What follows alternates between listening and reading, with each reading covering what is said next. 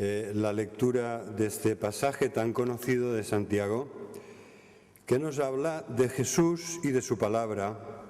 Jesús encarna la palabra de Dios, la verdad de Dios. La palabra y la verdad de Dios es una persona, es Jesús mismo. La palabra que se utiliza en griego cuando aquí hemos visto que se repite, ¿no?, el tema central de este pasaje es la palabra de Dios. Pues es la misma palabra que se utiliza para decir: en el principio era el verbo y el verbo estaba con Dios y el verbo era Dios. Este verbo es Jesucristo, lleno de gracia y de verdad. Este verbo es la luz del mundo, pero el mundo ha preferido seguir en tinieblas que recibir esta luz brillante y santa de Dios que ha traído Jesucristo. O sea que cuando hablamos de la palabra, estamos generalmente pensamos en la Biblia, la palabra escrita, la palabra inspirada, los 39 libros del Antiguo Testamento, los 27 del Nuevo.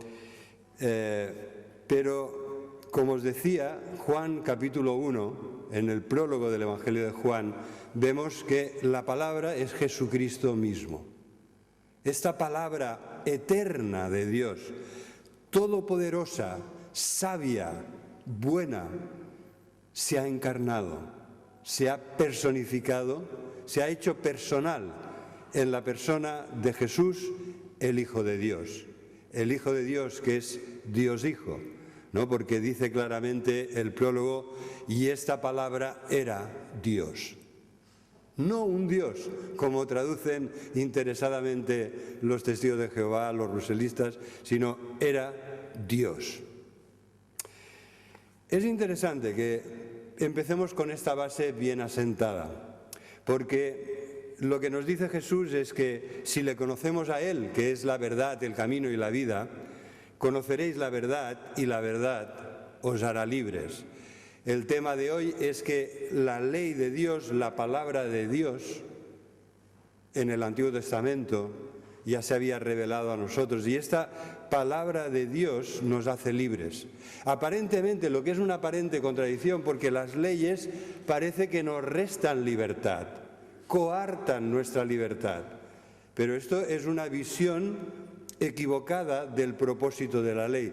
La ley pone unos límites para que la libertad de unos no pisotee la libertad de otros. Cuando la ley de tráfico me dice que cuando hay un semáforo en rojo debo parar, lo hace para que no atropelle al peatón que está cruzando cuando el semáforo mío se pone en rojo y el suyo verde. Así que la ley de Dios establece unos límites y es para nuestro bien, es para que hagamos un uso pleno de nuestra libertad y ésta se pueda expandir y realizar sin hacer daño a otros, sin ofender a Dios, ni hacer daño a otros ni a nosotros mismos. Los límites que Dios pone es para nuestro bien. Y lo que prohíbe también es precisamente para librarnos del mal y para nuestro bien. Conoceréis la verdad y la verdad os hará libres, porque si el Hijo, ¿veis? De nuevo vemos cómo la verdad de la palabra que nos comunica Jesús de parte de Dios coincide con lo que Él mismo hace como Hijo de Dios. Si el Hijo os libertare, seréis verdaderamente libres. Hay una plena armonía entre la obra de la palabra y la obra de Jesucristo. La verdad es Jesús y es su Evangelio. La verdad es la ley del Antiguo Testamento inspirada por Dios. Esta palabra, en el texto que hemos leído, esta palabra hace varias cosas muy importantes. Lo primero de todo, versículo 18. Santiago 1:18 nos dice lo siguiente: el Padre, Él del principio del versículo, está haciendo referencia al Padre que nos bendice con toda cosa buena. Él, el Padre, de su voluntad, nos hizo nacer por la palabra de verdad para que seamos primicias de sus criaturas. Es una expresión muy clara, diáfanamente clara, de que si tenemos vida espiritual, si hemos nacido de nuevo, es porque hemos nacido del Espíritu y de la palabra. Hemos nacido por la buena voluntad de Dios.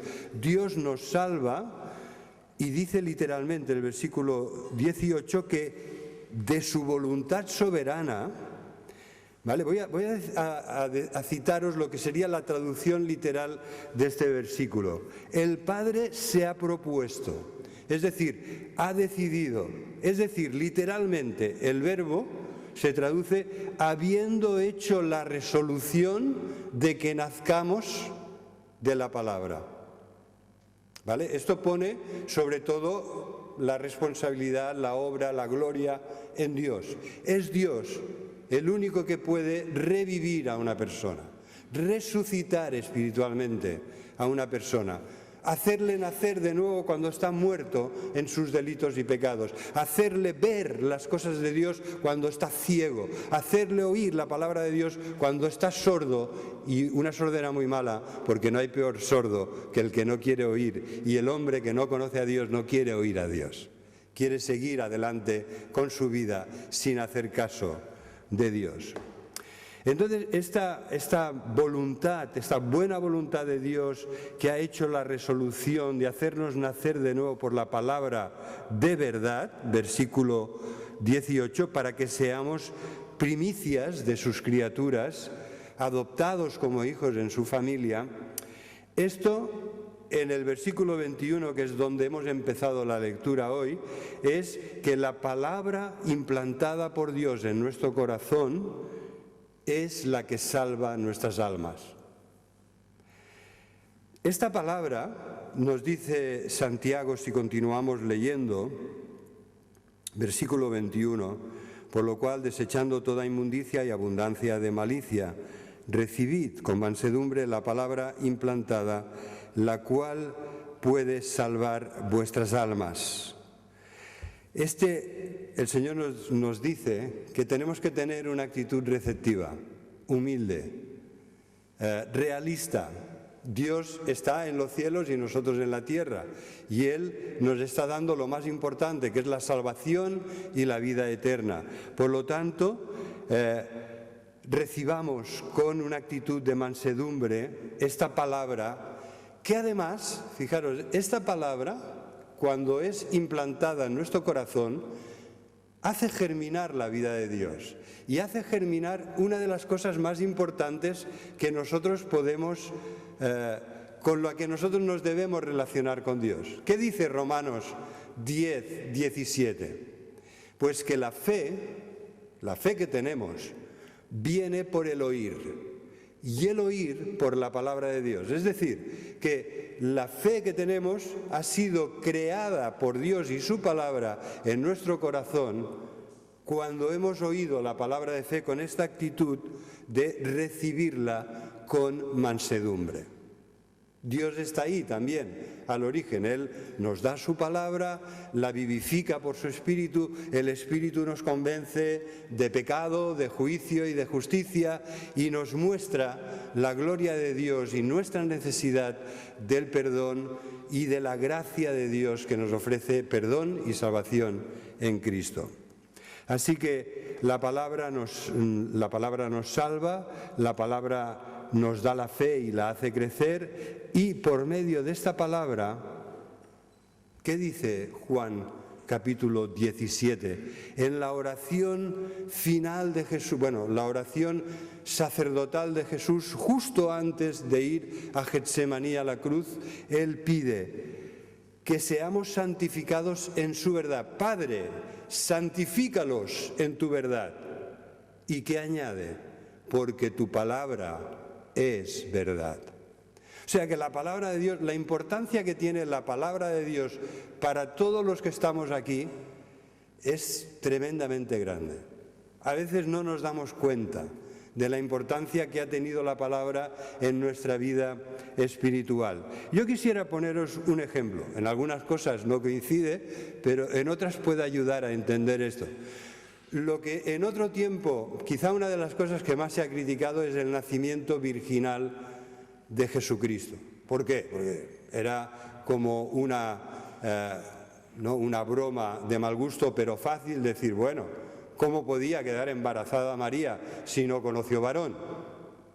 ¿No? Y entonces había toda clase de elucubraciones al respecto. Pero hoy en día sabemos que las personas que tienen dificultad para engendrar o para quedarse embarazadas pueden ser asistidas con medios muy sofisticados. Es curioso, ¿verdad? Algunos se están esforzando tremendamente para poder tener un hijo y en cambio miles y millones los sacrifican porque no los quieren. Es terrible. Pero el ejemplo es este, de que la sabiduría y la tecnología actual nos permite la inseminación in vitro, lo cual quiere decir que con las células de los padres, con las simientes, el óvulo y el esperma, pueden ayudar a que una familia, unos padres que no pueden tener hijos, los tengan. Aquí esto a mí me parece que es algo muy parecido a lo que vemos aquí. Dios, cuando estamos muertos en nuestros delitos y pecados y no podríamos aspirar a tener vida espiritual, Él nos insemina, y esta palabra os puede parecer osada, pero es adecuada, porque la palabra de Dios habla en estos términos, habla del esperma divino, ¿vale? Que esperma es semilla. Por ejemplo, os voy a leer para que veáis que no me estoy inventando, que no es consecuencia de una noche febril todo esto. La palabra de Dios dice, 1 Pedro 1:22, habiendo purificado vuestras almas por la obediencia a la verdad, mediante el Espíritu, para el amor fraternal no fingido, amaos unos a otros entrañablemente de corazón puro. Y aquí viene el tema, siendo renacidos, es decir, habéis nacido de nuevo, siendo renacidos no de simiente corruptible, esperma corruptible, sino incorruptible. ¿Cuál es esta semilla incorruptible? Por la palabra de Dios que vive y permanece para siempre, porque toda carne es como hierba, toda la gloria del hombre como la flor de la hierba se seca, la flor se cae, pero la palabra del Señor permanece para siempre. Y esta es la palabra que por el Evangelio os ha sido anunciada.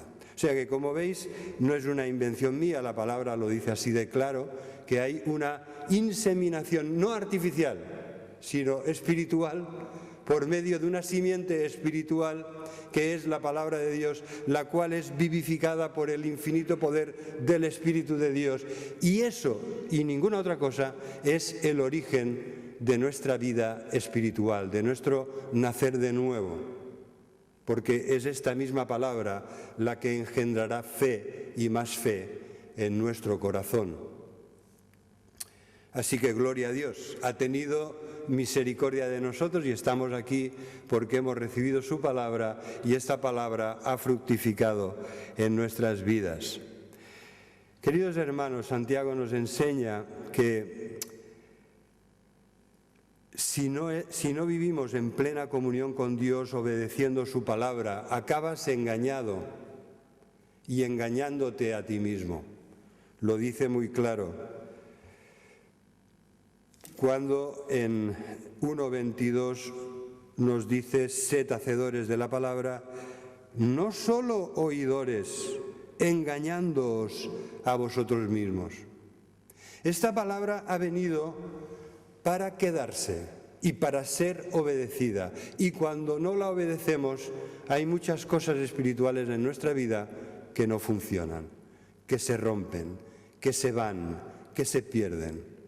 Esta palabra Dios nos la ha dado, la ha implantado. De nuevo se utiliza una figura botánica de el que siembra una semilla y la planta para que dé fruto. ¿Vale? Esta palabra implantada es para que la obedezcamos.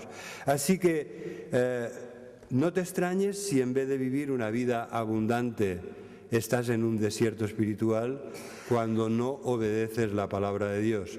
La palabra de Dios ha venido para ser obedecida en tu vida.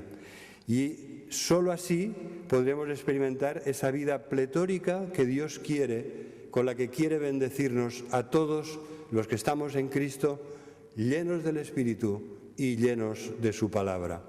De nuevo, para estar llenos del Espíritu hay que estar llenos de su palabra. Las dos cosas van juntas. No hay una cosa sin la otra, ¿verdad? Debemos estar llenos del Espíritu y de la palabra. ¿Cuáles son las actitudes que debemos tener ante Dios y su palabra? ¿Cuáles son estas actitudes? Pues bueno, la primera de todos es receptividad y obediencia. Debemos recibir la palabra con una actitud humilde, receptiva, para obedecerla.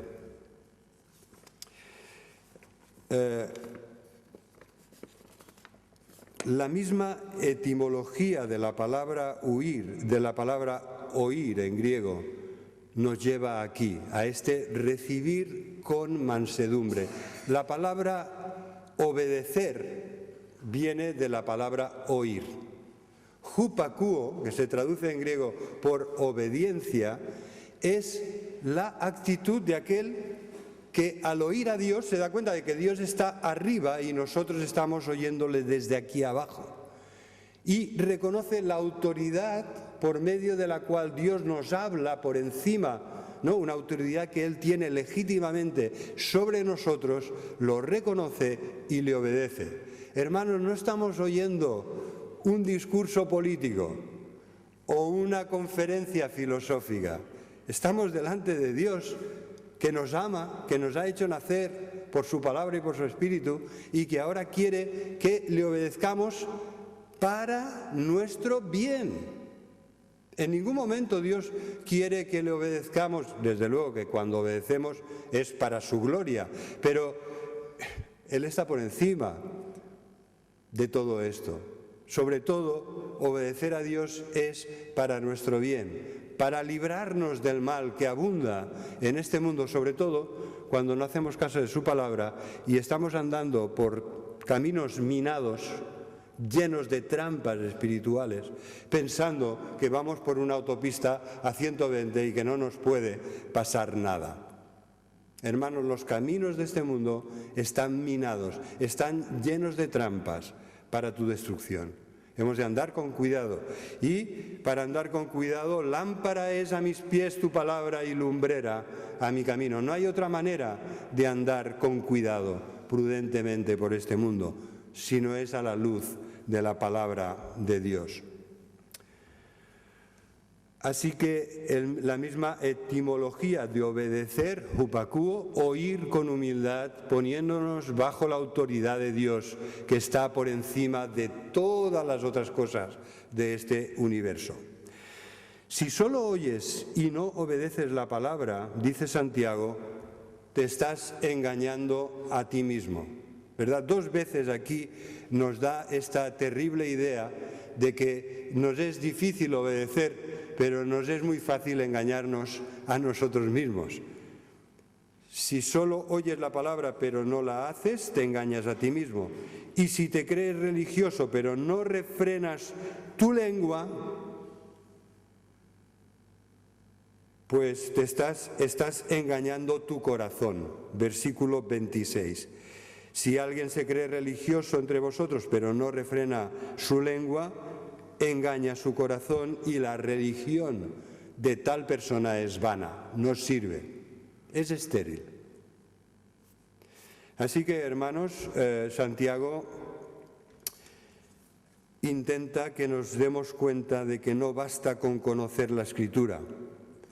Quisiera compartir con vosotros lo que ha sido mi experiencia. Conocí al Señor con 20 y pocos, muy pocos, ¿no? El Señor me hablaba desde los 20 años y yo resistí y casi me vuelvo loco, ¿no? Porque estuve así 3 años, entre Cristo y Satanás, con un pie en la iglesia, Bueno, a los 20 años no tenía ningún pie en la iglesia, a los 21 tampoco, pero sí que estaba con el testimonio de toda mi familia que se habían convertido al Señor y estaban yendo a la iglesia. El último que quedaba, que era mi hermano Pedro, cuando yo volví del servicio militar, que estaba en Ceuta, y vi que él también ya estaba yendo a la iglesia y me hablaba de su experiencia con el Señor, entonces a partir de aquel momento para mí fue un shock.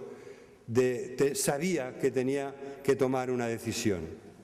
Y créeme, si estáis así, no esperéis mucho, porque te puedes volver loco. Yo me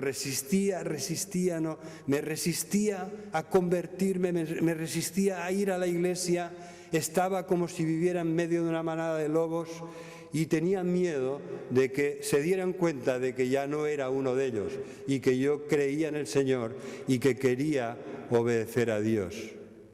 ¿Vale? Y así pasé tiempo y tiempo, meses, y de verdad, o sea, yo cuando veo la sanidad que el Señor ha enviado a mi vida, le doy muchas gracias, porque en aquella época estaba realmente trastornado, Y no era de ninguna otra cosa que del hecho de vivir entre Cristo y Satanás, porque no es que estuviera consumiendo sustancias que te puedan volver loco, ni nada de eso, al contrario, ya empecé a llevar una vida muy sana, cada día corría 1 hora de montaña, etcétera, etcétera. Pero no puedes vivir en paz si estás entre Cristo y Satanás. La gente del mundo que sigue las influencias de Satanás no tiene luchas espirituales. Los cristianos que obedecen al Señor saben que están en guerra espiritual, pero están allí en comunión con el Señor bien firmes en Cristo. Pero si estás en medio y Dios tira para que Satanás no te destruya, pero Satanás no te suelta, te puedes volver loco. Así que, hermanos, después de tomar una decisión que me costó muchísimo, que yo creo que más bien la tomó Dios por mí, yo dije, voy a estudiar la palabra de Dios, es lo que más me interesa. Había dejado mis estudios de ingeniería, después quería estudiar magisterio, lo dejé todo, me fui a estudiar la palabra de Dios. Y desde los 23 años, creo que ingresé con 23, aún había cumplido los 24, y con 23 años hasta ahora, con 65, mi vida sobre todo ha sido estudiar y compartir la palabra. ¿Sabéis cuál es el peligro? Lo estoy diciendo y no lo estoy diciendo ni mucho menos para mi gloria, porque yo conozco bien el peligro de conocer y no hacer. Lo conozco muy bien. De hecho, una de las grandes crisis de las personas que van a las facultades de teología, seminarios, escuelas bíblicas, una de las grandes crisis, casi todos pasamos por ella, es que tienes la cabeza, sí, de conocimiento, pero eso no lo has integrado todavía en tu vida y fallas. Y esto es precisamente de lo que nos habla Santiago aquí, de que quizás sabemos mucho o no tanto, pero yo creo que no sabemos tanto. O sea, después de dedicar 40 años de mi vida, creo que no sé tanto. Pero al final Satanás a veces nos engaña y nos hace creer que sí, que sabemos. Pero lo cierto es que el peligro para nosotros es que sabemos más de lo que hacemos. Y dice Santiago, capítulo 4, versículo 17, y al que sabe hacer lo bueno, pero no lo hace, esto le es pecado. Y hermanos, aquí delante mío y delante de vosotros se abre un gran abismo, que es el de los pecados de omisión. Sabemos amar a los demás, pero no lo hacemos como es debido. Sabemos ayudar a los demás, pero no lo hacemos como es debido. Sabemos escuchar para ayudar a los demás, pero no lo hacemos como es debido. Y así podríamos alargar la lista muchísimo. Al que sabe hacer lo bueno y no lo hace, Dios le toma en cuenta esto como pecado. Y el contexto es el siguiente: cuando sabes que has de encomendar cada día tu vida a Dios y no confiar en tu sabiduría, en tus fuerzas, en tu conocimiento, pero no lo haces, sino que dices, hoy haré esto y aquello y no tienes en cuenta a Dios, dice Santiago, esto es pecado. Tienes que tener en cuenta a Dios, tienes que tener en cuenta su palabra, tienes que regir tu vida por ella. Tienes que refrescar la palabra de Dios, la que hemos leído quizá muchas veces, pero hermanos, igual que la leemos, la olvidamos, A no ser de que tengas una mente prodigiosa que nunca olvida lo que lee, lo que lees se va borrando de tu mente. Tienes que volverlo a leer para refrescarlo. Una de las claves de la buena memoria es refresca lo que sabes, refresca lo que no quieres olvidar. Y esto es lo que hemos de hacer con la palabra de Dios. Mirad, la palabra de Dios no nos ha sido dada solo para que sepamos más, sino para cambiar nuestras vidas. Dios no nos ha dado su palabra, precioso tesoro, solo para informarnos, sino para formarnos y para transformarnos a la imagen de Cristo. No solo para informarnos, sino para formarnos y transformarnos. Hermanos, hemos de grabar esto en nuestro corazón, porque la ley por medio de Moisés fue dada, pero la gracia y la verdad vinieron por medio de Jesucristo. Y resulta, hermanos, que esta ley, la ley de la libertad de la que nos habla Santiago aquí, el que mira atentamente en la perfecta ley, la de la libertad, y persevera en ella, no siendo oidor olvidadizo, sino hacedor de la obra, éste será bienaventurado en lo que hace. Deberíamos considerar esto, ¿no? De que hay mucha gracia y verdad en la ley del Antiguo Testamento, porque esta ley de la libertad hace referencia, Santiago está pensando sobre todo en el Antiguo Testamento, en los 39 libros inspirados de los profetas del Antiguo Testamento. Y hay mucha gracia y verdad en esa ley del Antiguo Testamento, no podemos rechazarla. De la misma forma, hermanos, hay mucha ley en la gracia y verdad del Nuevo Testamento, porque el Nuevo Testamento está lleno de imperativos y los imperativos de la palabra de Dios son ley para nosotros. O sea que el Nuevo Testamento, gracia y verdad, está lleno de ley. Complementa esta ley perfecta de la libertad y camino de vida que tenían en el Antiguo Testamento. Así que Santiago nos pondrá un ejemplo que es un contraste. El ejemplo es, dice, el que solo oye la palabra pero no la hace, es como un hombre, como una persona que va al espejo, se mira, ve los problemas que tiene que corregir, ya sea el pelo para aquí, el otro para Cuenca, ¿verdad? Después de levantarse una noche en la que has dormido en mala posición, en lo que al pelo respecta, ve que tiene cositas por aquí, por los ojos, pero dice, no pasa nada, se va y se olvida y sale a la calle hecho una piltrafa. Dice, así es el que oye la palabra, la escucha, pero no la hace. En cambio, en contraste con esta persona, el que mira atentamente, ambos miran atentamente, ¿vale? Si os fijáis, tanto el del espejo como el que mira en la palabra de Dios, que es como un espejo en el que nos vemos reflejados nosotros para corregirnos, en el que vemos reflejado el rostro perfecto de Jesucristo, al que debemos parecernos. Lo que dice es que ambos, tanto el que oye y no hace y olvida, como el que mira atentamente, versículo 25, en la perfecta ley de la libertad y persevera en ella, no siendo oidor olvidadizo, sino hacedor de la obra, este es bienaventurado en todo lo que hace. Hermanos, la palabra bienaventurado nos interesa. Makarios, este término griego bienaventurado, es una palabra que nos habla de la felicidad, de la bendición de Dios y la dicha que nos da la verdadera felicidad. El que oye a Dios y obedece y hace la voluntad de Dios, será bendecido por Dios de tal manera que será feliz como cristiano. Pero también es verdad lo contrario. El que oye a Dios y no hace caso y se olvida de lo que Dios le ha dicho, este no será bienaventurado. Es decir, si uno es feliz, ¿qué es el otro? Infeliz. Si uno está lleno de gracia y de verdad, ¿qué es el otro? Pues lo contrario. Se engaña a sí mismo, es engañado y no recibirá la bendición de Dios, sino lo contrario. Así que, hermanos, mirémonos en el espejo de la palabra, pero acordémonos que es para corregir lo que está mal.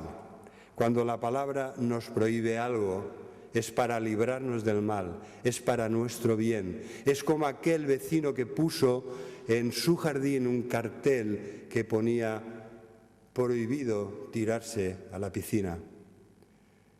Los jovencitos del vecindario en estas noches calurosos de verano fueron de noche a casa del vecino, que sabían que era un anciano que ya no usaba su piscina, y no quisieron hacer caso del cartel que ponía prohibido tirarse a la piscina. Y se tiraron y uno se partió el cuello y quedó parapléjico. ¿Conocéis casos así? Es un accidente muy común. Te tiras esperando entrar bien en el agua y no te esperas que allí haya un objeto, una roca o que sea poco profundo y te des con la cabeza abajo. Entonces, lo que los jóvenes equivocadamente interpretaron como una prohibición arbitraria era para salvarles la vida. Prohibido tirarse a la piscina. Esto es lo que hace la palabra de Dios. Nos prohíbe lo que nos va a hacer daño, lo que puede destruir nuestras vidas, nuestra familia, nuestro matrimonio, nuestra iglesia. No hay otro propósito que librarnos del mal en las prohibiciones del Señor. La verdadera felicidad, queridos hermanos, no consiste en saber solo, en conocer la palabra solo, sino en obedecerla. Jesús lo dijo muy claro cuando dijo que había dos clases de personas, unos insensatos y los otros sabios. El insensato es el que me oye, dice Jesús, Mateo 7, 22 y siguientes, oyen a Jesús, escuchan su palabra, pero no hacen su palabra, no la obedecen. Dice, es como un hombre que edifica su casa sobre la arena. Cuando viene la tempestad, la derriba y grande es la ruina de aquella persona. ¿Quiénes son las personas sabias? Las que me escuchan y hacen lo que digo. Esta es la diferencia. No, de escuchar, escuchan ambos. La diferencia es que unos no hacen lo que Jesús dice y otros sí hacen lo que Él manda. Y entonces estos, dice Jesús, son sabios y prudentes, edifican su casa sobre la roca eterna que es Cristo, y aunque vengan tormentas, vientos, lluvias y tempestades, no podrán derribar la vida de aquel que está edificado sobre la roca eterna que es Jesucristo. Así que, hermanos, me gustaría hablaros muy brevemente de la segunda actitud, que tiene que ver en cómo hablas y cómo actúas. ¿Vale? La primera actitud es recibir con humildad y mansedumbre la palabra para obedecerla. La segunda es cómo hablas. ¿Hablas de la forma correcta? ¿Cómo vives? ¿Vives para hacer el bien y ayudar a los que te necesitan? Jesús, cuando Pedro habla de él intentando resumir, misión imposible, ¿verdad? Intentando resumir su vida, dijo, Jesús, varón aprobado por Dios, que no cesó de hacer el bien, que no paró de liberar a los oprimidos por el diablo, ¿vale? No cesó de hacer el bien. Y esto es a lo que nos llama la palabra de Dios a todos nosotros, hacer el bien. Mirad, lo dice los versículos 26 y 27. Si alguno se cree religioso y no refrena su lengua, engaña su corazón y la religión de tal persona es vana, no sirve, es infructuosa, estéril. Entre nosotros sucede a menudo que hay pecados gravísimos y hay pecados que casi ni los consideramos pecados. Normalmente los pecados del habla, de la lengua, de cómo hablamos, qué decimos, los ponemos en esta segunda categoría. Bueno, es una mentira piadosa, no es tan grave, ¿verdad? Es una mentira piadosa. En realidad estás diciendo esto porque te conviene, quizá. Cuando con tu lengua no eres violento, no agredes a nadie, pero con tu lengua das unos palos y unos golpes de espada que dejas a las personas en rodajas.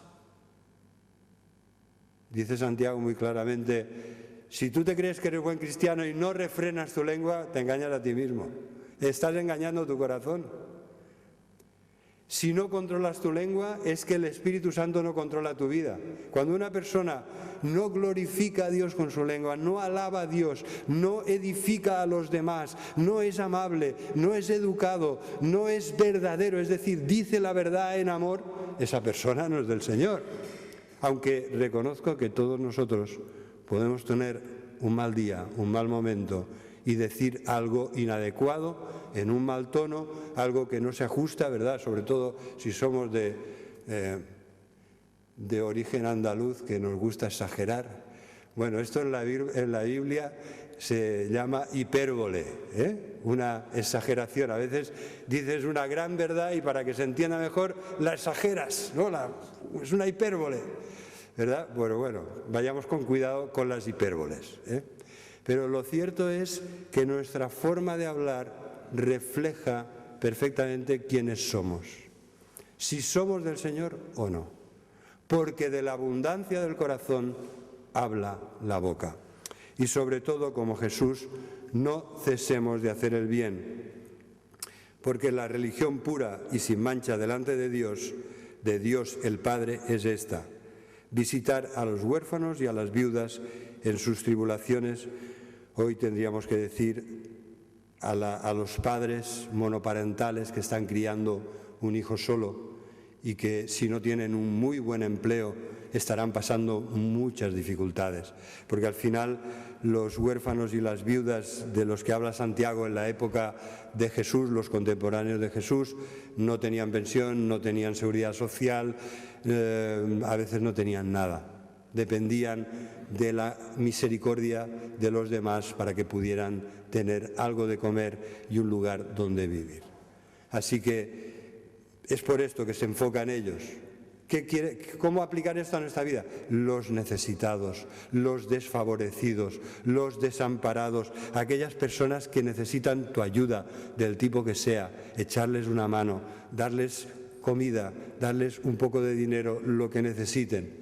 Hermanos, si nuestra religión es verdadera, nos ocuparemos de los que están en necesidad, en pobreza, en postración, en enfermedad, privados de libertad, de los que son extranjeros, de los que están en una situación de desvalidos. Porque si lo haces así, también procurarás guardarte sin mancha del mundo, para que tu vida glorifique al Señor, que tanto nos ha amado, que nos ha dado su preciosa palabra como un tesoro para que la amemos, la leamos y seamos bienaventurados. ¿Cómo empieza Apocalipsis? Con esto acabo. ¿Cómo empieza Apocalipsis? Bienaventurados los que leen y los que escuchan las palabras de esta profecía y las guardan, ¿verdad? No es suficiente con leer, no es suficiente con oír, hay que guardarla, hay que ser hacedores de la palabra, porque si lo hacemos, entonces, como dice Jesús, si sabéis estas cosas, bienaventurados seréis si las hacéis. Que el Señor os bendiga.